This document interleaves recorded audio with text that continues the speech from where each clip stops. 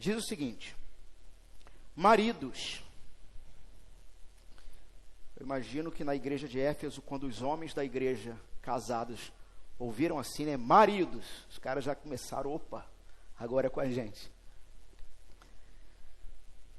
Que cada um de vocês ame a sua esposa, como também Cristo amou a igreja e se entregou por ela, para que a santificasse, tendo-a purificado por meio da lavagem da água pela palavra, para se apresentar a si mesmo como igreja gloriosa, sem mancha, nem ruga, nem coisa semelhante, porém santa e sem defeito.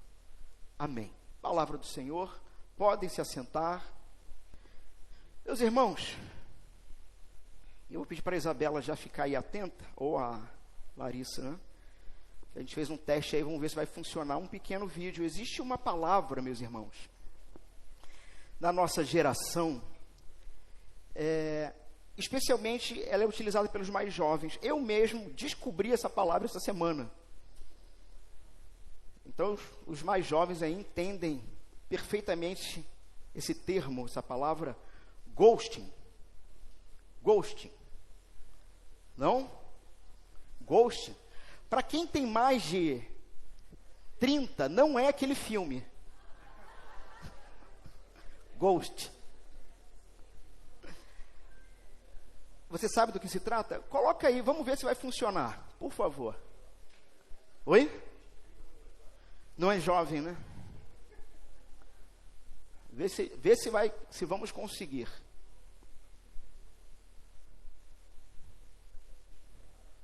Não?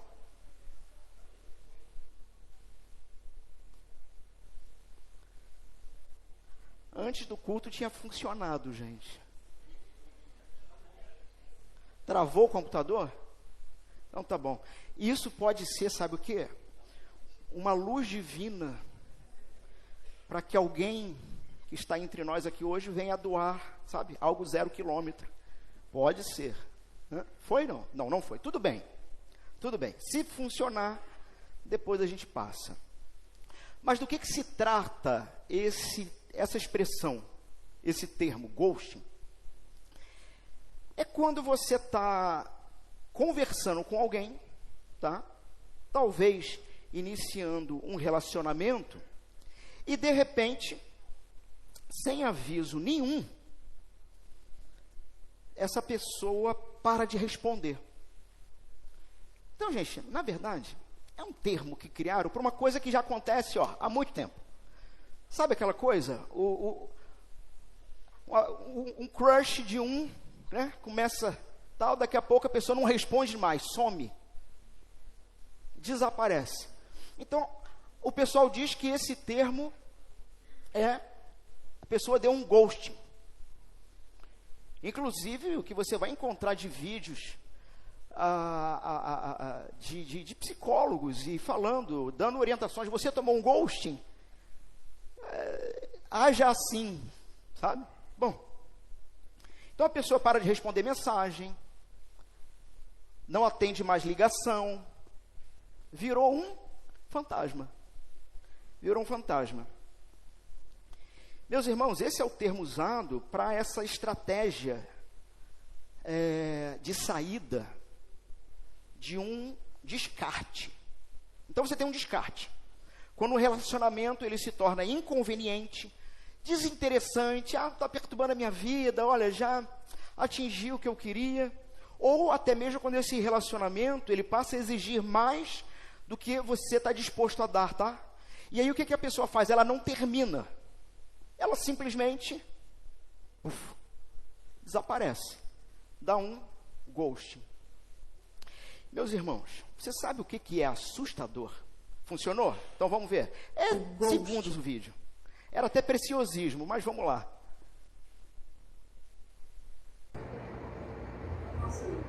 Ele está sem áudio. Tá bom. Ah, já sei porque está sem áudio. É o canal laranja. É o canal da mesa laranja. Aumenta ele. Está escrito laranja. Tu abaixou tudo, não foi? É só aumentar o canal laranja, que está microfone laranja. Vamos ver agora. Dá o play. Já sofreu ghosting? Esse termo é relativamente novo, mas ele fala de um comportamento que acho que sempre aconteceu. É quando você está ali tendo uma coisa legal com uma pessoa e de repente a pessoa desaparece como um fantasma. Deu para entender? Era isso. Vamos em frente. Mas eu queria mostrar para assim, isso não foi vozes da minha cabeça. Entendeu? Eu tinha que mostrar alguém falando isso, porque nem eu mesmo, até 2 semanas atrás, não tinha ouvido falar de um negócio desse. Hã? Então vocês viram que isso é real. E aí o que me assusta como pastor, como cristão, é perceber, meus irmãos, que nós, cristãos modernos dessa geração, nos tornamos especialistas em dar ghosting na igreja. Isso é assustador. Então, nós começamos empolgados. A música é boa. A música foi boa. A música é boa. A pregação, vou fazer aqui uma meia, nos toca. É simpática. As pessoas são simpáticas. Mas aí, meus irmãos, o relacionamento começa, na medida em que você vai se envolvendo, começa a exigir alguma coisa de nós. Alguém nos fere. Uma decisão da liderança nos frustra profundamente. O sermão pisa no nosso calo, e isso é uma especialidade nossa. O sermão pisa no nosso calo. Uma comunidade que num primeiro momento de início de relação, que parecia tão perfeita, começa a revelar suas falhas. Sabe o que começa a aparecer? As suas manchas, as suas rugas. E o que nós fazemos? Nós não confrontamos em amor. Nós não perseveramos em graça. Nós simplesmente desaparecemos. Paramos de vir, nos assentamos no último banco. Os irmãos dessa igreja sabem o quanto eu tenho crise com o último banco, sabe? Não assim, os irmãos chegaram e não tinham o que fazer, só tinha lugar aí. Mas irmãos, percebam características de igrejas que parece que estão perdendo salubridade, serão características de pessoas que não querem estar próximas do púlpito. Porque quanto mais distante, mais fácil se distrair, inclusive justificar a própria distração.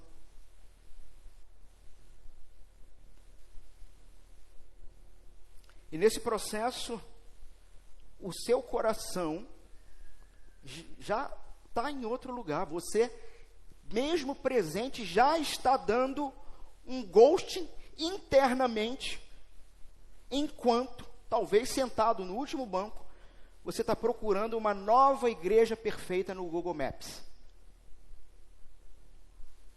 É assustador. Meus irmãos, hoje nós estamos começando uma nova série de mensagens. Você pode ver pela capa do seu boletim. Que vai atacar diretamente essa cultura do descarte. A série se chama Ame Sua Igreja. Ela tem como inspiração esse livro que eu recomendo. Ame a Sua Igreja, 8 verdades preciosas sobre ser membro de uma igreja local, de Tony Merida. Estou ganhando nada com isso, né? Na editora Pronobis. Mas se quiser, né? Judy Clay patrocina nós.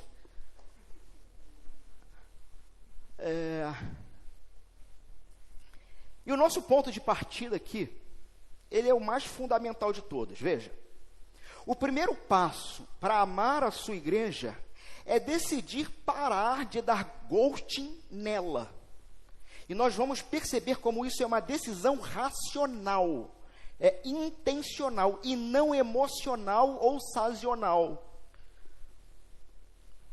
O primeiro passo para amar a sua igreja é se comprometer. Mas veja, não um compromisso baseado em força de vontade, mas em alguma coisa muito maior.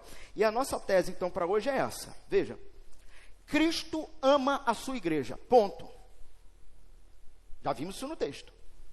Cristo ama a sua igreja. Nós precisamos amar o que Ele ama e decidir nos comprometer com esse amor. Para nos ajudar a fazer isso, então a gente vai olhar para a declaração de amor mais intensa e com as consequências mais cósmicas registradas em Efésios capítulo 5, nesses versos que lemos, 25 a 27, Paulo, ele vai falar para os maridos.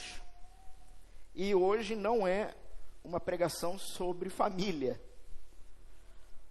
mas, até porque até o final do ano teremos uma série sobre família, já programada. Inclusive esse texto aqui vai voltar. Mas o que nós vamos ver hoje é um vislumbre do coração do próprio noivo celestial. E vamos descobrir então nesse texto o antídoto para que o nosso coração consumidor venha a ser corrigido. O que nós vamos ver aqui, meus irmãos? Com a graça de Deus.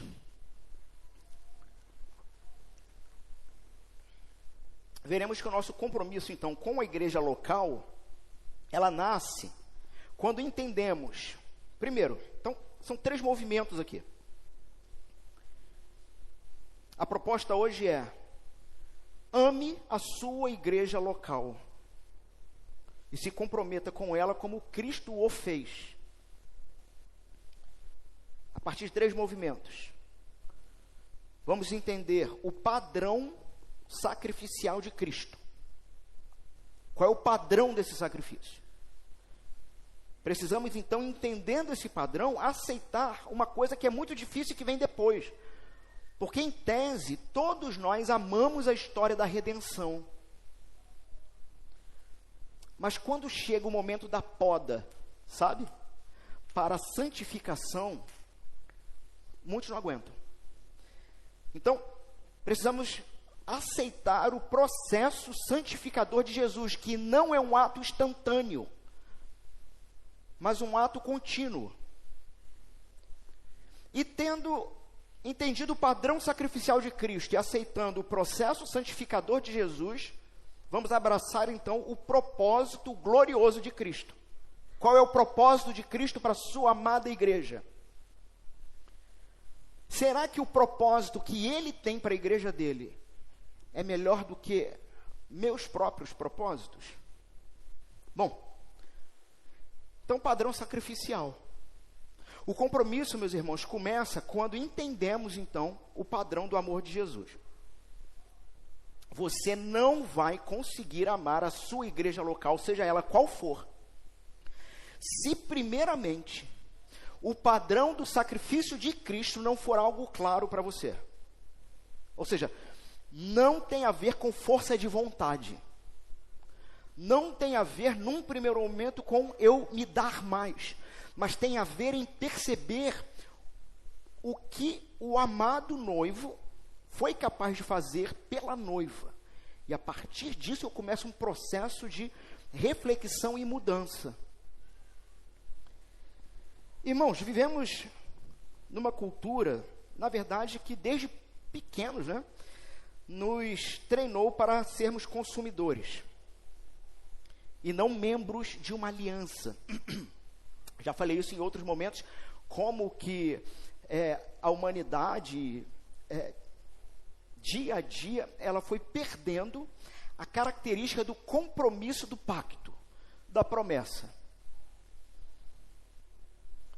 E nesse processo, na verdade, é porque isso virou um livro, mas isso aqui é uma palestra, é um discurso, que eu posso mandar para vocês o link do YouTube, mas virou um livro, de um filósofo chamado David Foster Wallace. David Wallace. O livro é Isto é Água, que na verdade é a transcrição de uma palestra que ele dá numa formatura de uma universidade americana. Não posso nem gastar muito tempo com isso, embora a ideia seja muito interessante, mas, e eu já contei isso para muito, a igreja já conhece essa historinha aqui de coure salteado, não é? 2 peixinhos jovens passeando pelas profundezas do oceano, e de lado oposto vem um peixe mais velho, sábio, cruza com os 2 peixinhos e os cumprimenta, dizendo, bom dia, bom dia. E o peixe mais velho continua nadando e faz uma pergunta e continua indo. E pergunta o seguinte, como está a água? E vai embora. Os 2 peixinhos param, olham um para o outro e se perguntam, o que é água? Qual é a ideia? Que quando você é criado dentro de um contexto cultural, se não houver algum fator de fora que te traga uma reflexão de contraste, você não percebe que você está replicando o padrão cultural. Entenderam? Isso é água. Isso é água.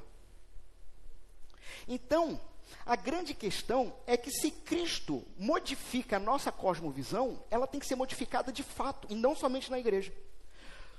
Só que a concorrência é muito desleal, irmãos. Vocês estão de segunda a sábado, lá fora, na cultura, e só no domingo, por 2 horinhas aqui. E olhe lá. Se tu não tiver com o celular na mão, vendo Reels nesse momento. Nesse contexto, nós somos treinados a avaliar tudo. Smartphone, cafeteria. Somos treinados a avaliar séries de Netflix. Somos treinados a avaliar político. Isso é bom. Se tiver uma avaliação a partir de uma cosmovisão cristã. Isso é bom.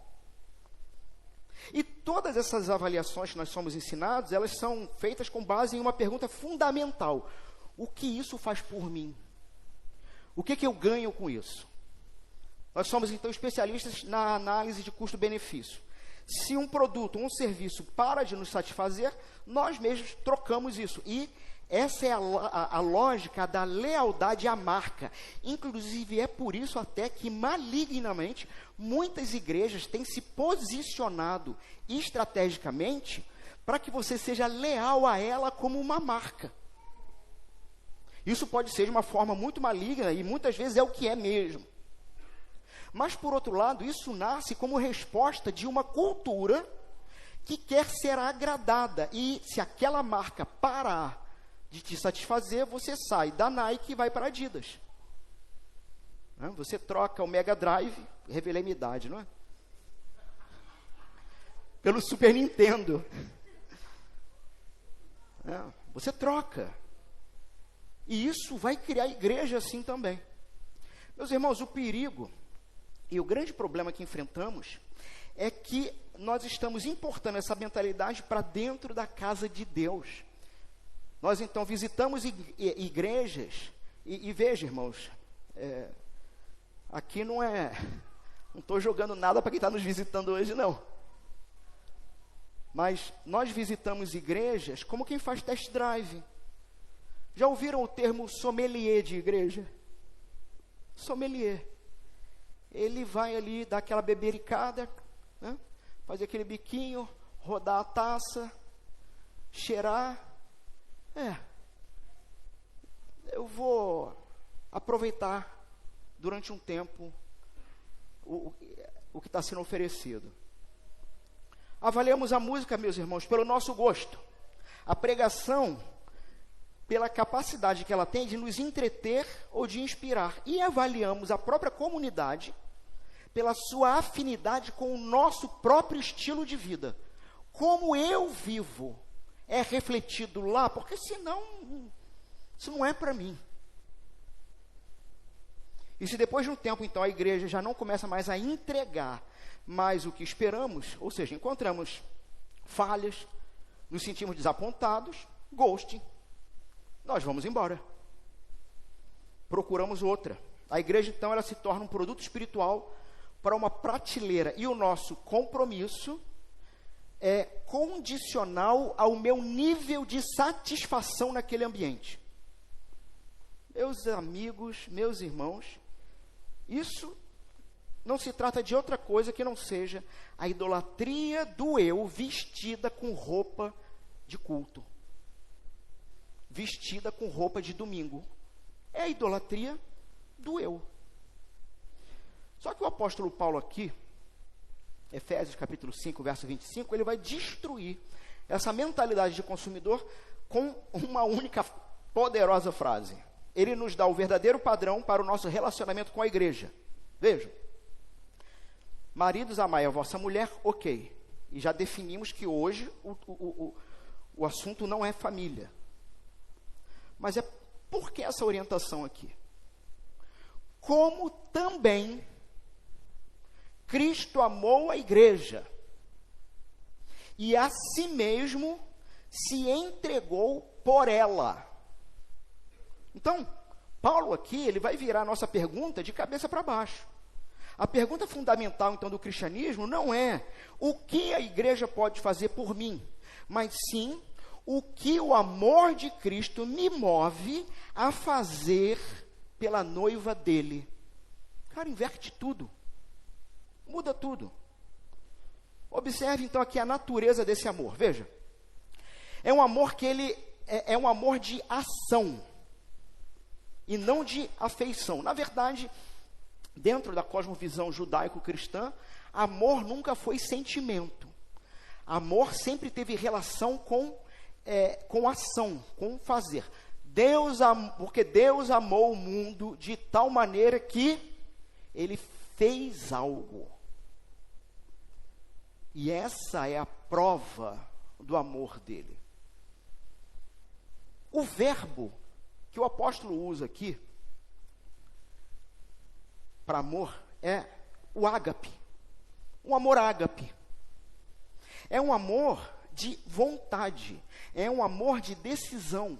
E é um amor de prática contínua, que não vai arrefecer. Porque ele não está esperando uma contrapartida, de verdade. Mas é um amor tão intenso que ele muda o cenário e a contrapartida vem. Vocês estão entendendo? Ele não está aguardando, mas ele vai se dar tanto, se dar tanto, se dar tanto, que você olha para aquilo e diz, não é possível. Não é possível que não desiste de mim. Não é possível. Então, Cristo, ele não esperou sentir vontade de nos salvar. Ele age. Nosso compromisso com a igreja não pode depender dos nossos sentimentos flutuantes, sabe? E, meus irmãos, isso é um perigo. Você está se relacionando com a sua igreja dependendo do seu sentimento. Dependendo da sua conexão, da sua satisfação. Mas o que Cristo faz vem de uma decisão deliberada de amor, de amar como ele amou. Segundo, é um amor de entrega e não de consumo. O texto diz que ele entregou a si mesmo. E a palavra aqui, o termo é forte, porque é uma linguagem de se render completamente. Assim, ele se desarmou. Ele não teve medo. Ele não teve medo de falar para a sua igreja, eu te amo num nível que eu sei que você não me ama, mas eu vou te tirar do lixo.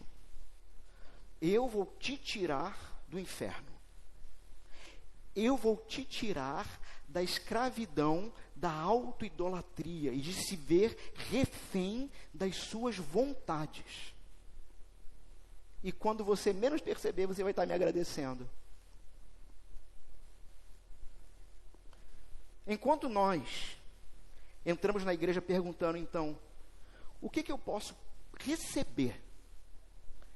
Cristo amou a igreja perguntando, olha, Me diga o que eu posso te oferecer. Né? O que queres que eu te faça? Meus irmãos, ele deu tudo.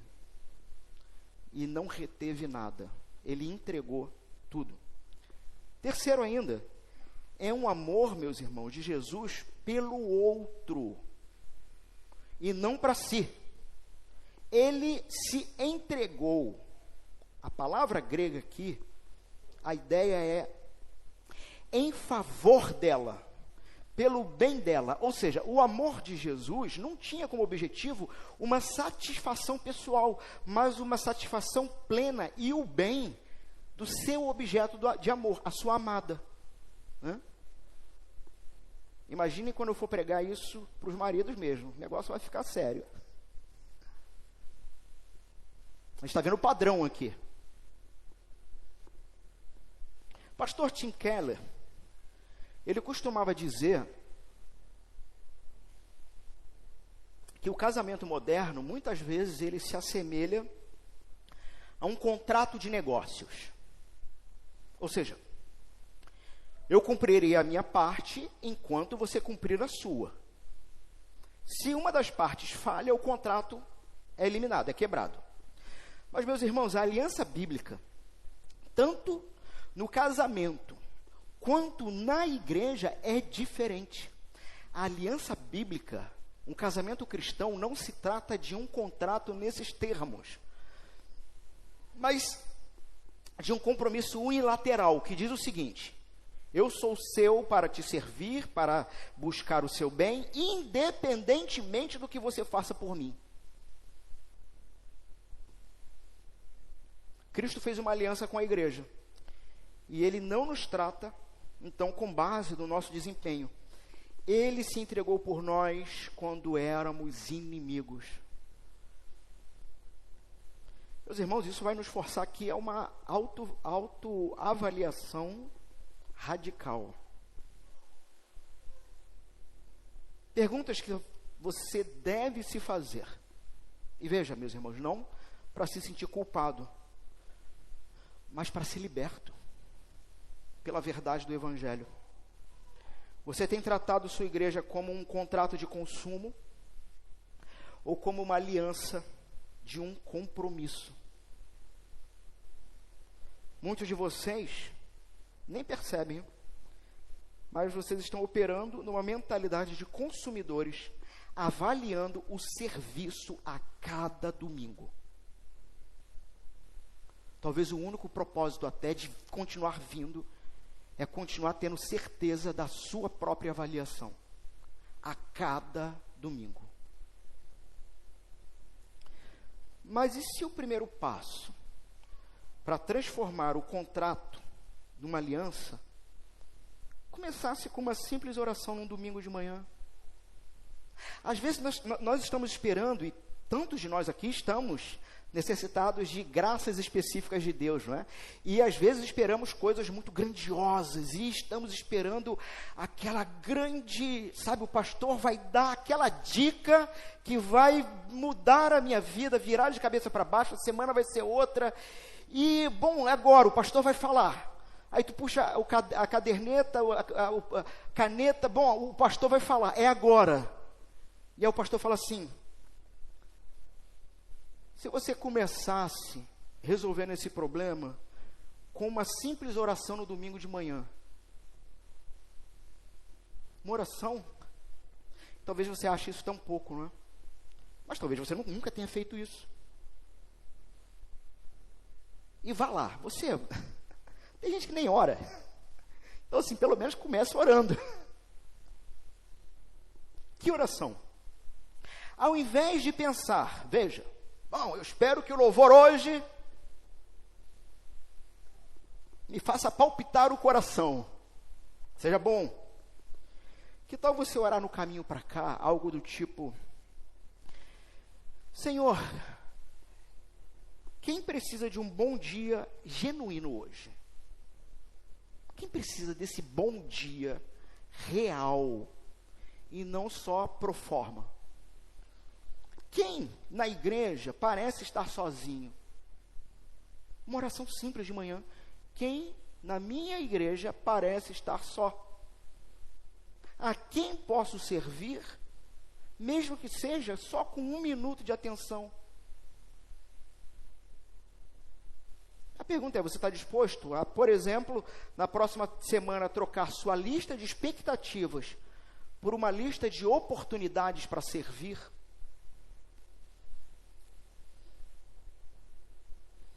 Sua presença e participação, uma outra pergunta, dentro desse primeiro ponto ainda.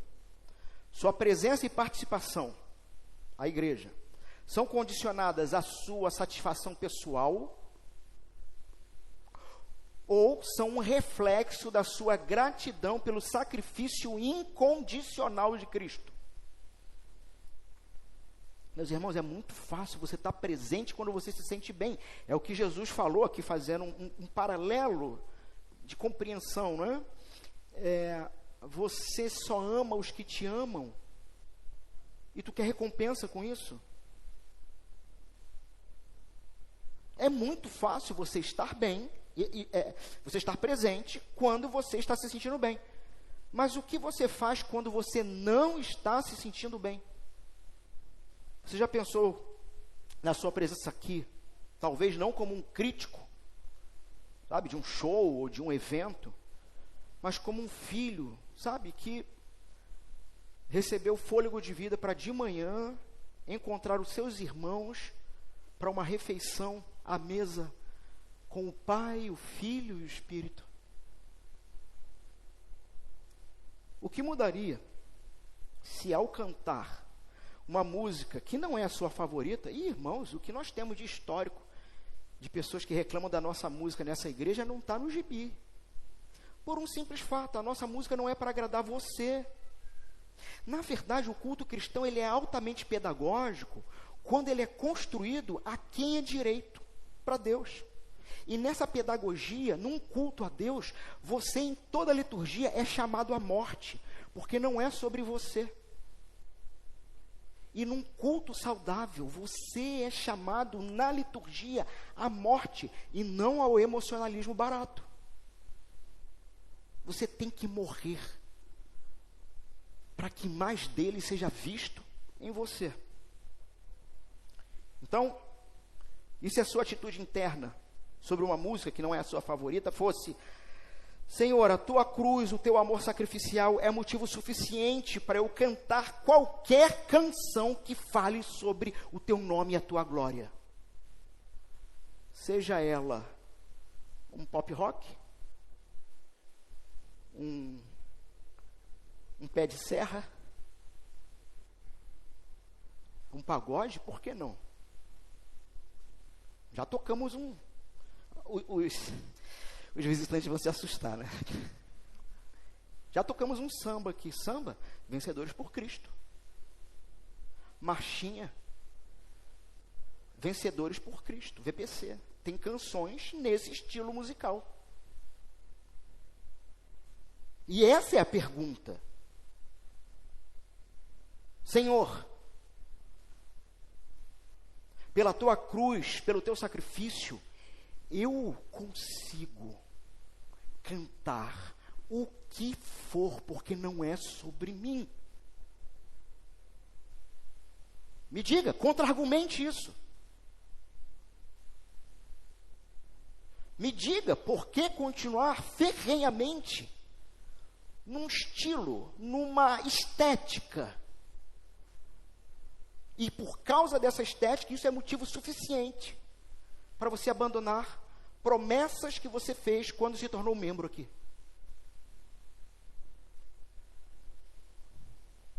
Você pode, nesse exato momento, decidir transformar a sua participação de um termômetro de satisfação para um barômetro da sua gratidão pelo que Cristo fez.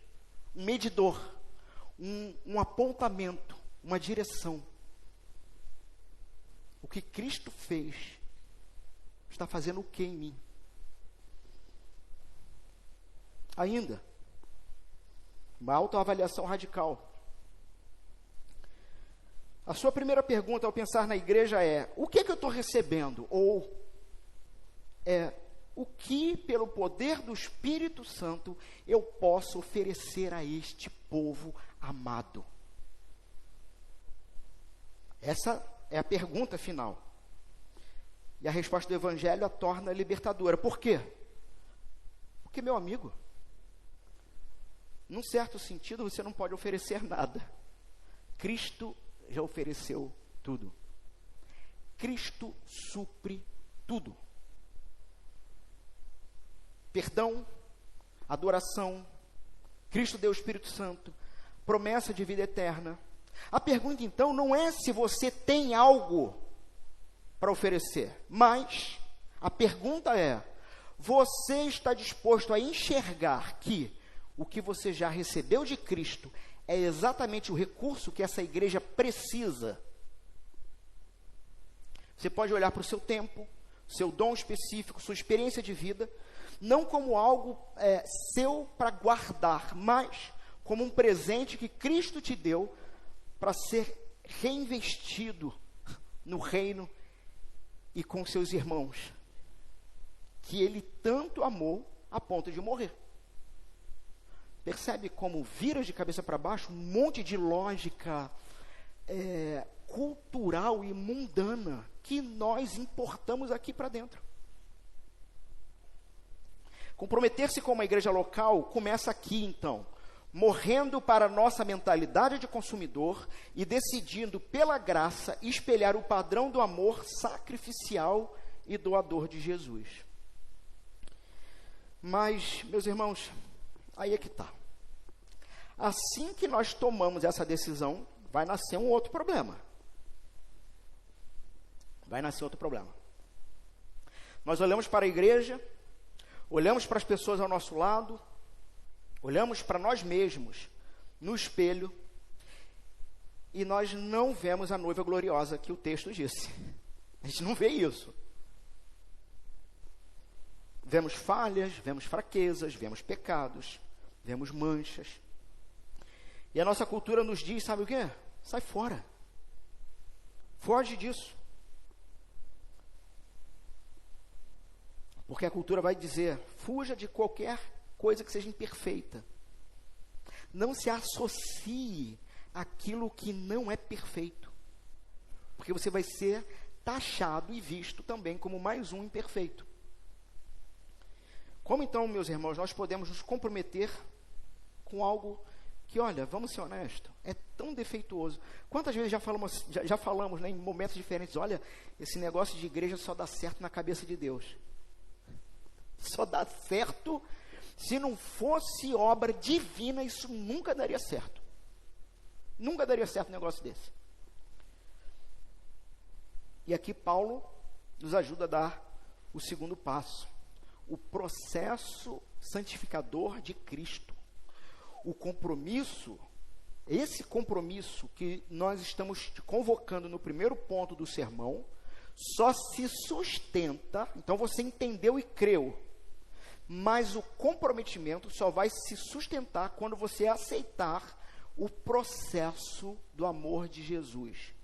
Como que Ele faz as coisas na igreja. Meus irmãos, a nossa cultura ela tem uma relação muito contraditória com imperfeição. Tá? Por um lado, celebramos a autenticidade. A coisa já de um bom tempo foi promovido a seguinte ideia. Olha, estamos cansados de, por exemplo, família margarina. Já ouviu falar esse termo? Família margarina. Estamos cansados dessa imagem que não é real, porque ninguém é daquele jeito no comercial. E o que se propaga? Seja autêntico, seja você mesmo, seja verdadeiro, mais, seja vulnerável. Sabe, se mostre vulnerável, não tenha medo de ser real. Seja transparente, compartilhe seu fracasso. O grande problema é que tem uma contradição aí. Por quê? Transformamos autenticidade e vulnerabilidade em performance e estética. Deixa eu dar um exemplo, tá? Não sei se você já fez isso. Eu não fiz porque eu não sei. Eu não sou de mexer tanto em Instagram. Mas sabe assim, teve muito agora, né? Final de ano, resumo de 2025. Aí você tem aquelas 10, 15 fotos no Instagram, né? Tipo um carrossel, que chama. Aí as fotos. E naquele meio, você tem fotos espontâneas, algumas fotos borradas, partidas pelo meio, porque você precisa comunicar uma certa autenticidade. Olha, isso aqui é tudo real. Só que ninguém para pensar que você selecionou 10 fotos de 50. Aquilo não é real. Você promoveu uma exposição controlada. A cultura, ela é avessa à realidade. Por quê? Por exemplo, falando de vulnerabilidade. Muitos aí conhecem o Whindersson Nunes. É esse o nome dele, né? Quanta coisa já aconteceu com aquele rapaz nos últimos 10 anos. Quanta coisa. E a cultura, olha, tá vendo? Se mostra vulnerável. Mas nós só topamos os casos de sucesso. Quando o sujeito passa pelo vale, sobe e dá o testemunho, aí você diz, muito bom. Mas nós não topamos estar junto no vale. Ou seja, a cultura diz, seja transparente, mas promove uma transparência controlada. A cultura diz, seja vulnerável, mas promove uma vulnerabilidade que está sob controle. Então, nossa tolerância nessa construção para com o erro, principalmente para o erro dos outros, ela é mínima. O erro dos outros, a tolerância é mínima. Somos perfeccionistas em relação aos outros e buscamos graça barata, então, para nós mesmos. Não, eu não tenho erro. Eu não tenho problema. Quando trazemos essa mentalidade para a igreja, o resultado, sabe o que é? Um ciclo de desilusão. Um ciclo de idealismo. Nós chegamos a uma ideia, com uma ideia romântica, de que a comunidade cristã verdadeira deveria ser pessoas que nunca nos decepcionam. É porque você está vivendo isso no Instagram. É porque você está vivendo isso na sua roda familiar, onde até mesmo quando botam uma foto chorando, ainda é uma foto bonita. Não é real. É uma vulnerabilidade controlada, não é real.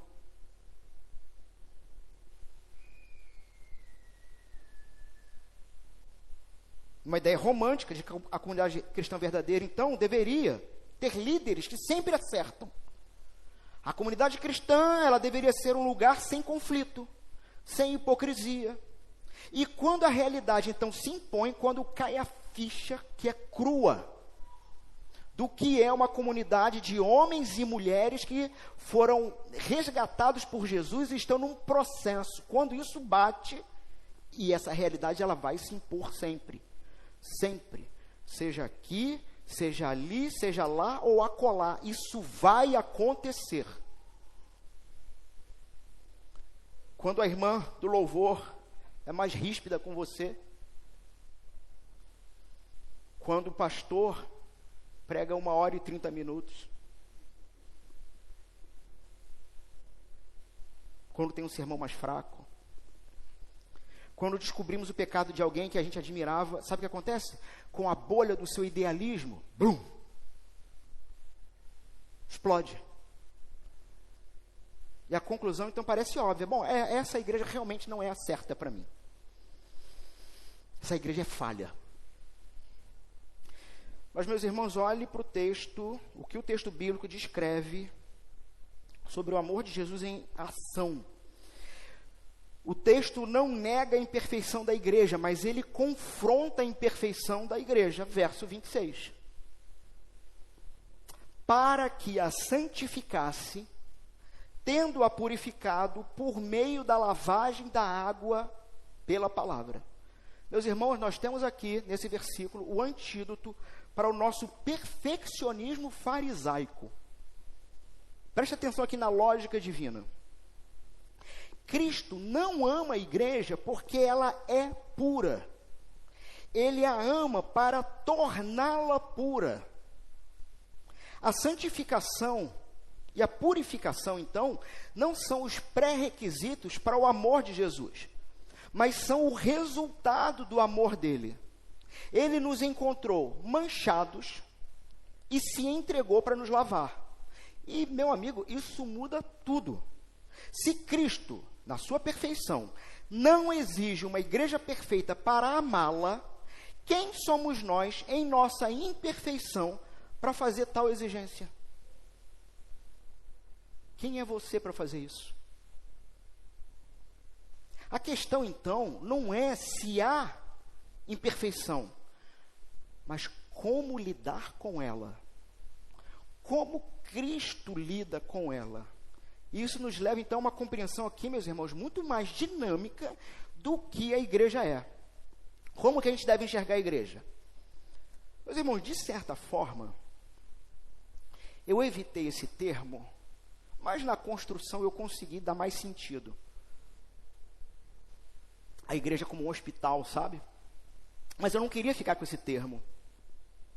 Porque a ideia de uma igreja como um hospital dá a impressão, ou cria uma cosmovisão, de que todos ali estão sempre doentes, sempre necessitados e sempre acamados, sabe? Não podem ser desafiados. Assim, você entra num hospital, né, lá na enfermaria, e diz assim: vamos lá, gente, vamos levantar, a vida não é assim, precisamos avançar, você tem prova semana que vem, levanta daí. Você não faz isso no hospital. A ideia de uma igreja como hospital, ela não é completa porque ela não reflete tudo o que significa ser uma igreja. Então, de certa forma, a igreja é como a porta de entrada de um hospital, onde você entra ferido, quebrado. Meus irmãos, 95% dos membros desta igreja foi assim. Feridos e quebrados chegaram aqui.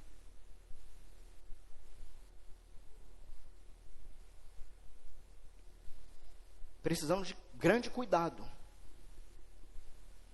Muitos, num momento em que eu só podia fazer discipulado quinzenal, e olhe lá, eu tinha que fazer 2 vezes na semana. De tão grave que era a situação. E toda semana. Então, sim, a igreja, nesse primeiro momento, ela é o lugar de acolhimento das nossas feridas mais profundas. Onde ali, essas feridas vão ser expostas à graça. E, meus irmãos, é por isso que eu não desisto de vocês. Porque eu tenho convicto para mim que o grande problema é, ou o indivíduo nunca experimentou de fato a graça onde viveu, ou experimentou, mas em algum momento da sua vida, ele se autocentrou de novo e perdeu a graça de vista. Aí pronto, ficou ruim. Aí chega aqui, e aí eu vou mostrar a graça de novo. Vou contar o evangelho de novo. Mas nós não somos chamados, meus irmãos, para viver nessa sala de emergência. O evangelho, ele não é um analgésico para que você fique confortável nessa condição, cara, ad eterno, do doentinho que precisa de cuidadinho. Isso não é vida cristã. A vida cristã, ela promove fibra. E fibra nasce com dor. Fibra nasce com exposição. Fibra nasce com provação. Novamente, semana passada fizemos referência a Tiago, como que as provações são desejáveis para amadurecimento e crescimento. O amor de Cristo, ele é ativo e transformador e não te deixa nessa enfermaria. Mas ele nos move, então, dessa sala de cirurgia, de hospital, agora para uma ala de reabilitação, onde juntos agora, e com a ajuda uns dos outros, reaprendemos a andar e fortalecer o que está quebrado. Entenderam a dinâmica? Você chegou quebrado. O Evangelho vai te restaurar. Mas o próximo passo é você ir procurar os outros na reabilitação, porque você não vai se reabilitar andando sozinho. Quantas vezes cansei de falar nessa igreja, se você só participa de culto de domingo e não participa de outros movimentos da igreja, num processo de médio e longo prazo, você vai morrer nessa igreja. Porque você só experimentou o remédio da graça, mas não se consertou de verdade, não foi reabilitado. Para o quê? Para o bom serviço.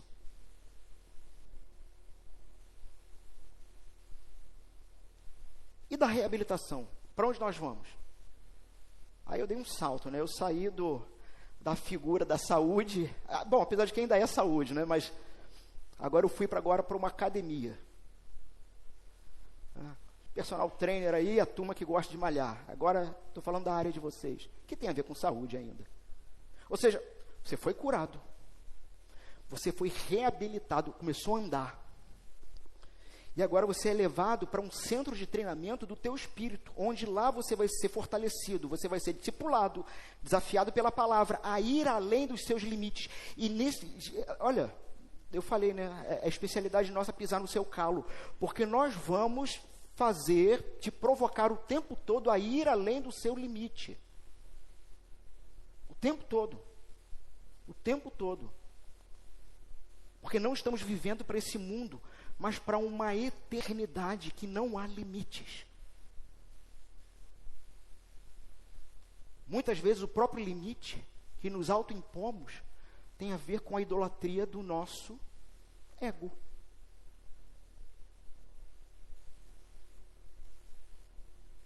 O objetivo desse terceiro movimento já não é só andar. Você foi reabilitado, né?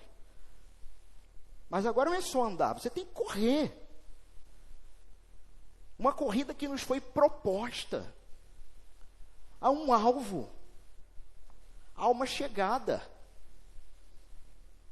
E da academia, então? Aí agora sim, eu fui para uma outra figura, que aí não tem nada a ver com saúde.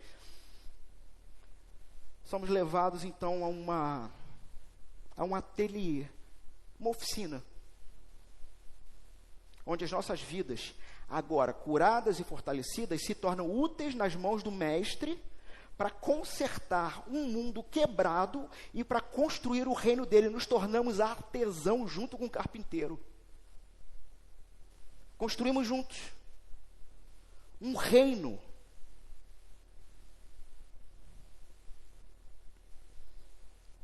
Veja, meus irmãos, o compromisso, então, com a igreja é um compromisso com esse processo transformador. É se recusar a ser apenas o paciente e abraçar o chamado para se tornar um atleta em treinamento e um aprendiz na oficina, sabe? Um soldado que está se equipando para a missão e vamos para dentro. Porque em Cristo morrer é lucro. Essa visão progressiva, meus irmãos, nos força a fazer perguntas, então, muito diferentes sobre os nossos compromissos. Veja, em que ala da igreja você tem vivido? Talvez você já esteja há anos na porta da emergência, esperando ser servido, esperando que alguém note sua dor, mas sem nunca pegar a senha para ser atendido, sabe? Usando a referência do hospital. Você está lá, mas está esperando. Talvez você tenha se acostumado com a sua lesão espiritual. Talvez aquela lesão espiritual já se tornou uma carne esponjosa que você diz, eu posso lidar com isso. Se contentou em ser um paciente crônico, recebendo, sabe o quê? Remedinho. Só de mensagem de domingo, remedinho. Óbvio que a palavra de Deus é poderosa. E é óbvio que um sermão como esse pode modificar o modus operandi de todos vocês aqui nessa manhã. Mas se não passar disto, foi só um remedinho. talvez para muitos amargo.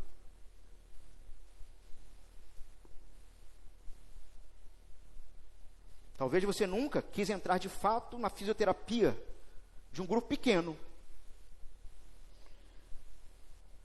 de um discipulado, de um serviço que vai te exigir mais esforço.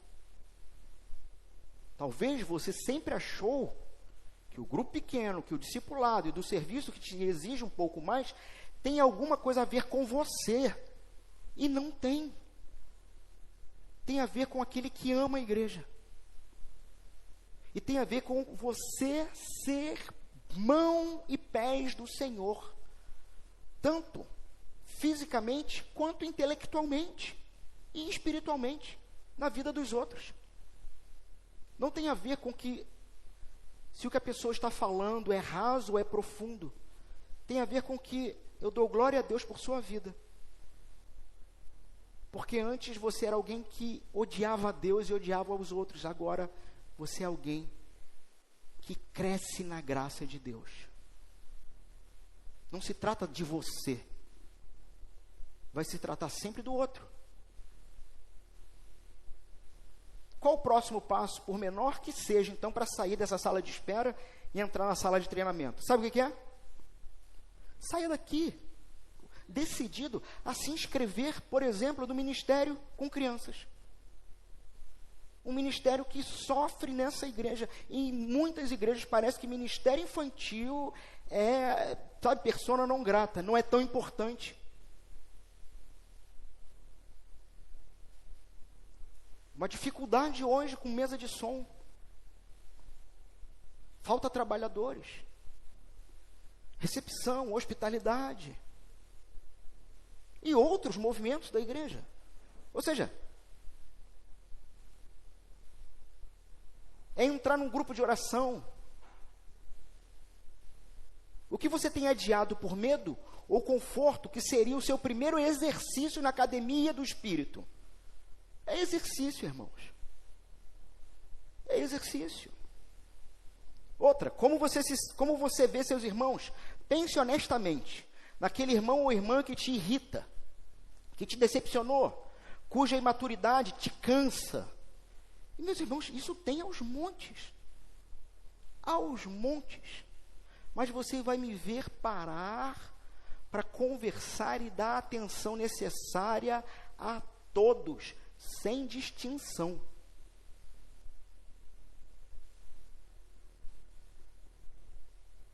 Seja sincero com você mesmo. Você vê essas pessoas como um projeto falho, uma causa perdida, um obstáculo para a igreja ideal que você criou na sua cabeça? Ou você o vê como um canteiro de obras onde Cristo, o mestre construtor, está trabalhando arduamente? E nesse processo vai ter poeira, vai ter barulho. A sua frustração com a imperfeição dessas pessoas é maior do que a sua admiração pela paciência de Jesus? Você está disposto a partir de hoje, trocar sua crítica por oração? A trocar seu julgamento pela pergunta: Senhor, como eu posso ser ferramenta da tua graça e não o martelo da tua crítica na vida dessa pessoa? Como eu posso ser ferramenta da tua graça?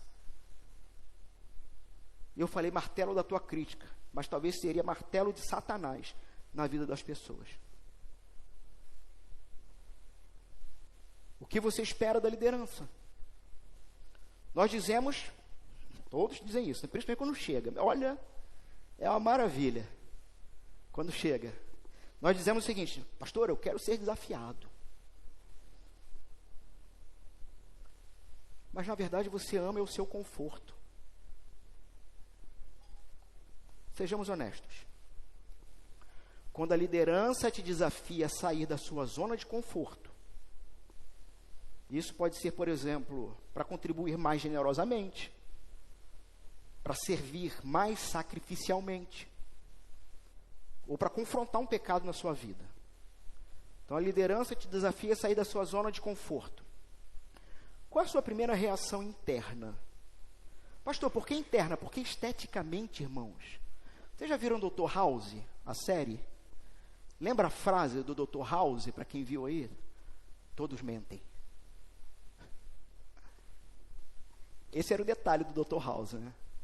Como ele tinha na mente, todos mentem, as grandes viradas que ele descobria a doença do paciente, é quando ele descobria onde estava a mentira. Aí, ali era a cura. Olha, vocês não me enganam. Todos mentem. Porque para fora, culturalmente, somos treinados a esteticamente sermos aceitáveis. Nós não falamos o que pensamos de verdade. Nós não damos uma primeira opinião de verdade. E o pastor bobalhão acredita em você. E acha que está tudo bem. E acha que a coisa está caminhando bem.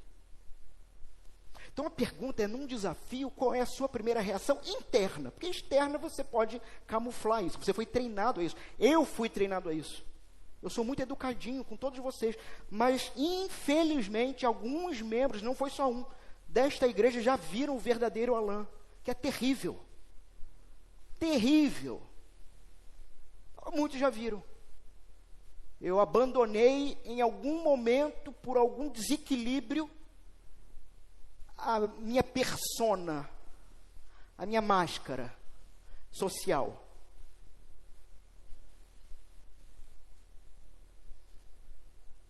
Qual é a primeira reação interna?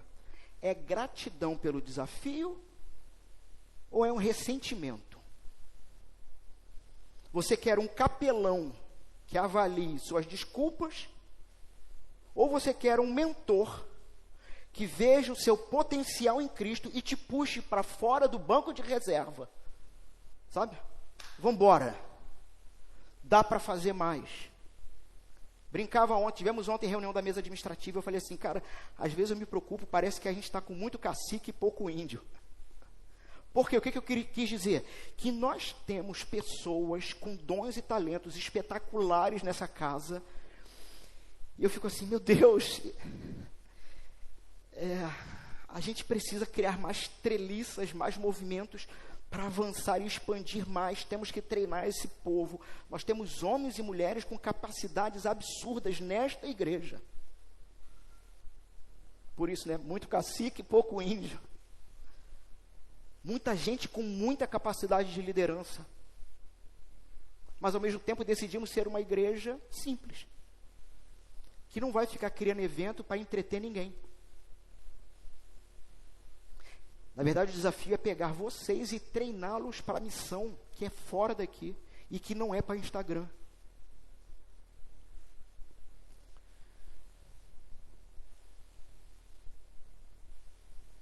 Você pode começar então a orar pelo seu pastor, pelos seus líderes, não apenas para que eles cuidem bem de você, mas que eles tenham a coragem de te mentorear como você tem que ser mentoreado, treinado. Mesmo que o treino, por vezes, seja desconfortável. O verdadeiro compromisso não é encontrar uma igreja perfeita, então, meus irmãos, mas se comprometer com a beleza do processo de aperfeiçoamento que Cristo está operando. O compromisso real acontece quando paramos de apenas receber tratamento e começamos a participar desse treinamento.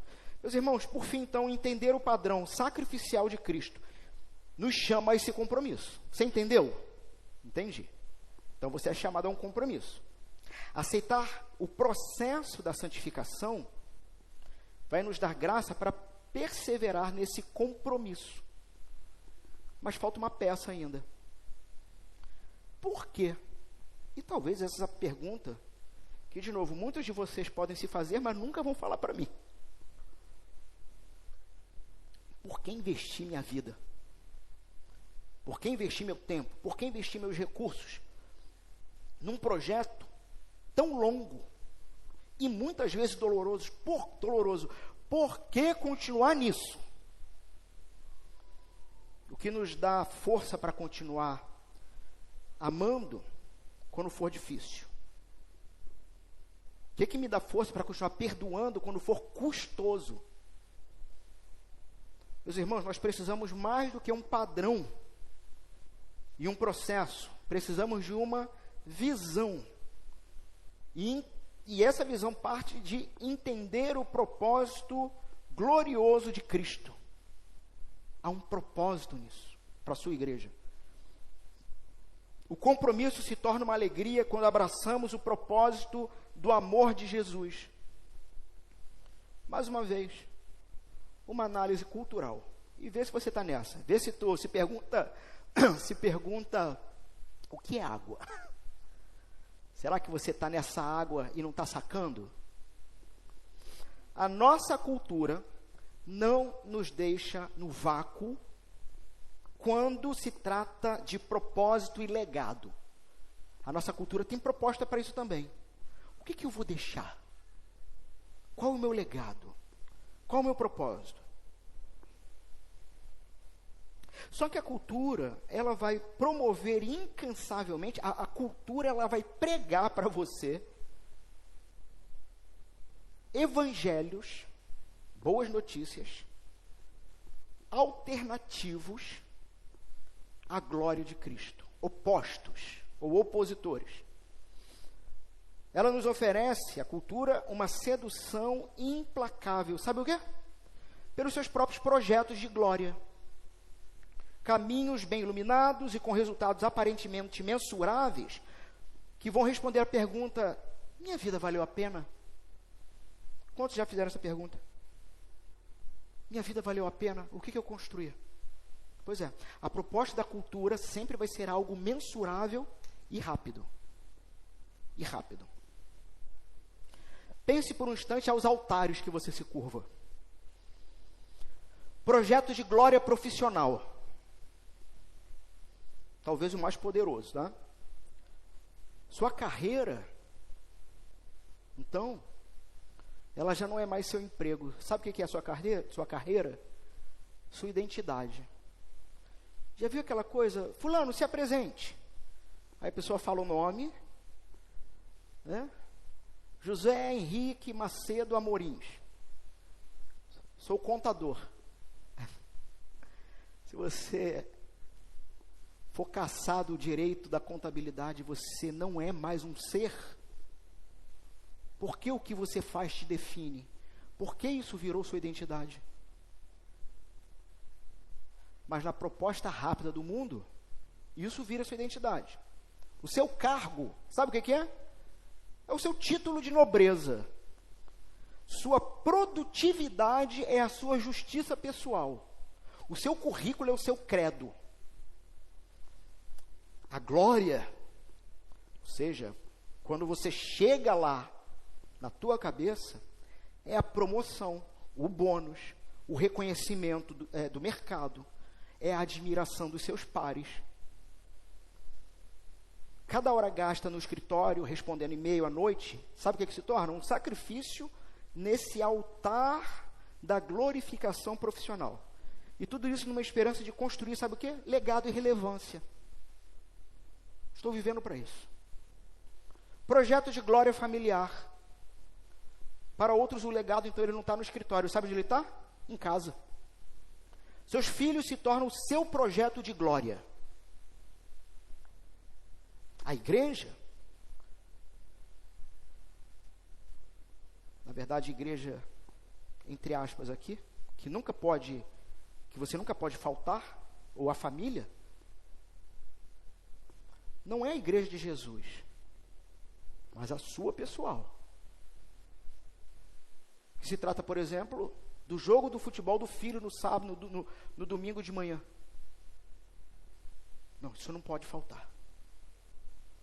Porque eu sempre quis ser um jogador e essa é a oportunidade minha, nele.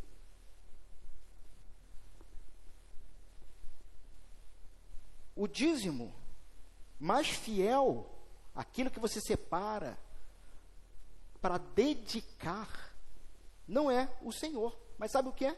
É o pagamento da caríssima escola bilíngue ou da aula de balé. A glória é ver o seu filho entrar na universidade de renome. É ter um casamento perfeito, é alcançar o sucesso que talvez você... É ele alcançar um sucesso que talvez você nunca teve. E aí, nesse processo, os seus filhos são sua obra-prima e a sua tentativa de imortalidade.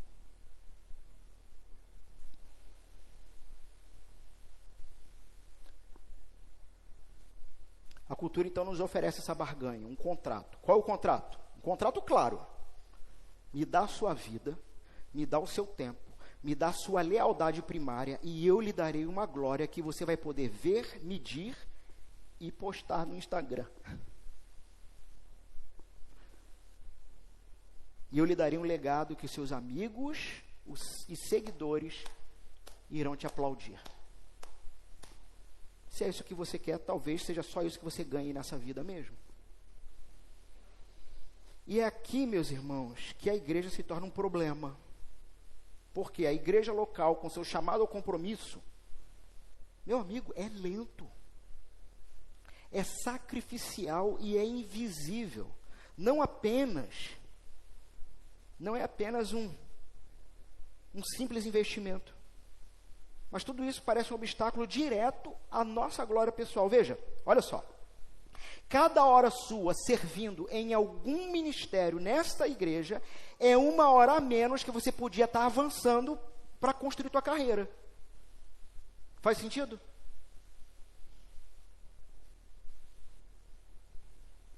Cada real doado, entregue como dízimo ou oferta, é R$1 a menos para você investir no futuro glorioso do seu filho. Perdoar 70 vezes 7 aquele irmão que pensa tão diferente de mim é uma péssima estratégia de reconhecimento pessoal, sabe? Enfraquece. As pessoas vão me achar alguém fraco porque eu perdoo muito. Isso não pode acontecer. E mais, servir anonimamente, não. Eu quero trabalhar em algo que eu seja visto. Porque servir anonimamente, sem reconhecimento, é a antítese da busca de likes e admiração. O problema não é apenas que somos impacientes, é que nós estamos vivendo ativamente, investindo nos reinos concorrentes, construindo o nosso próprio legado glorioso. E nós temos uma suspeita que incomoda, de que um caminho lento, bagunçado, irmãos, igreja é bagunçada. É feita de gente que está num processo. Mas olhar para isso pode atrapalhar a gente, sabe? Diante dessa busca, Paulo nos oferece, verso 27, não como uma sugestão, mas uma declaração de guerra contra o seu pequeno reino. Ele não apenas oferece uma alternativa, mas ele vai demolir todas as suas outras alternativas com uma declaração cósmica. Por que Jesus faz tudo isso? Para apresentar a si mesmo igreja gloriosa, sem mácula, nem ruga, nem coisa semelhante, porém santo e sem defeito. O projeto de Cristo, ele é único, então, como garantia divina. O texto diz que Cristo apresenta ela a si. Então ele está trabalhando a igreja para ele. Sabe o que isso significa? Não tem risco de falha. Pense na igreja, então, como esse investimento. Não vai falhar. O que Cristo está fazendo na igreja não vai falhar. Não há risco. Não há mudança de gestão, é dele. É um projeto de um circuito fechado. Agora, olha para o seu projeto. Olha para o seu projeto pessoal. Olha para a sua carreira. Sua carreira está segura? Talvez só na sua cabeça. Só na sua cabeça. Sua empresa está à prova de crises? Seus filhos que você ama tanto estão sob seu controle? Vamos ser honestos. Estamos investindo nossas vidas em projetos frágeis, construídos sobre areia, enquanto o único projeto com assinatura e garantia divina, que é do próprio Deus, está na sua frente e você trata o projeto de Deus como um hobby de fim de semana. Percebe que você está fazendo um péssimo investimento?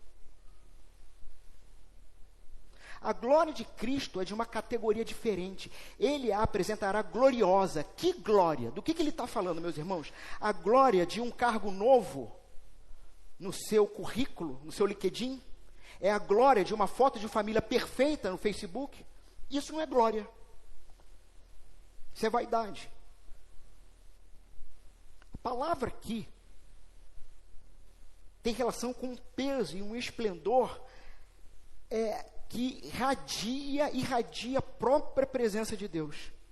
É o tipo de glória que fez Moisés brilhar. A cultura nos vende uma glória que nós mesmos produzimos. Cristo nos convida a participar de um projeto cuja glória final será um reflexo dele. E a pergunta que este versículo te força a fazer é: você quer passar a vida tentando produzir sua própria faísca de glória, ou quer ser parte de um corpo que um dia vai resplandecer com o brilho do próprio sol da justiça? Ao que você quer dedicar a sua existência? Cristo vê um produto final. Cristo vê um produto final. Nós só vemos a matéria-prima. E este é o desafio mais direto ao nosso consumismo, porque Cristo vai apresentar essa igreja sem mancha e sem ruga. O que é mancha? O que é ruga, irmãos? São precisamente as coisas que nos fazem querer desistir da igreja. Fofoca, hipocrisia, a música que você não gosta, o sermão longo.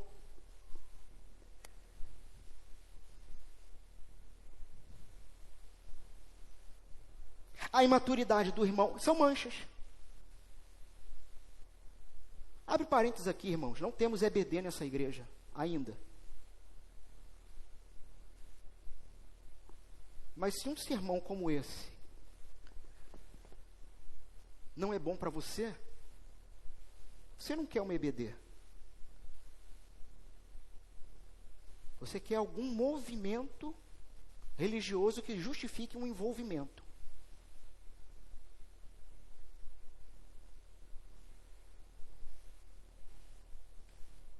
Cansaço, tradição vazia, falta de vigor, rugas. Nós olhamos para isso e dizemos: isso é um péssimo investimento. E Cristo olha para as mesmas coisas e diz: só que esta é a matéria-prima da minha obra-prima.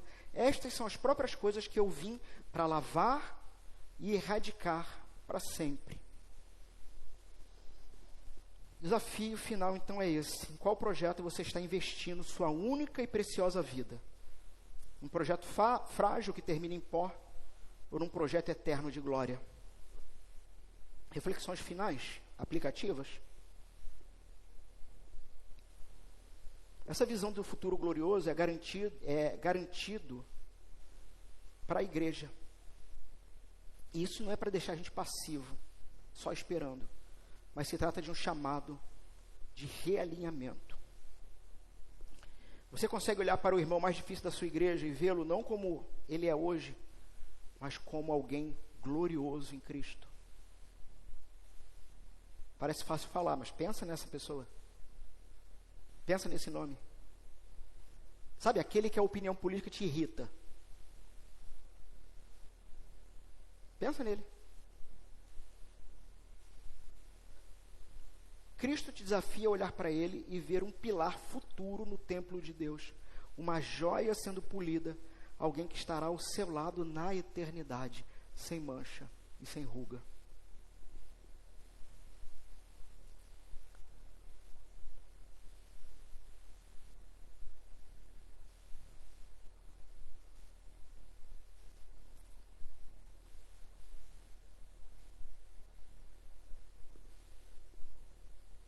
Resumo. Vimos hoje o padrão do amor de Cristo, que destrói a nossa mentalidade de consumidor, nos chamando para um amor de aliança e de sacrifício, que antes perguntava o que eu posso ganhar e pergunta o que eu posso oferecer. O processo do amor de Cristo que nos liberta de uma frustração, de uma imperfeição, e nos convida a trocar nossa crítica por uma participação na jornada da transformação. Nós vimos que o propósito do amor de Jesus nos dá é a única esperança que vai sustentar esse compromisso e nos garantir um projeto que vai ter poeira, vai ter barulho, vai ser incômodo, é lento, mas vai terminar com uma glória inimaginável. Te pergunto, no fim das contas, o que nos impede, ou o que impede o nosso ghosting da igreja, não é uma nova resolução. Não é tentar mais um pouco. O que nos prende à igreja é a mesma coisa que prende a igreja a Jesus, a cruz.